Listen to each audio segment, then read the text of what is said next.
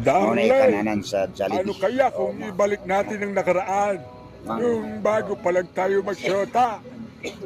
Ay, maganda yan. Sige.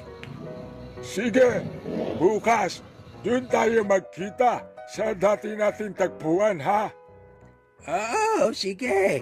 Hintayin mo na lang ako doon. Naghintay si Lolo sa may tabing ilog. Dala ang 3 bulaklak na may kasamang tsokolate.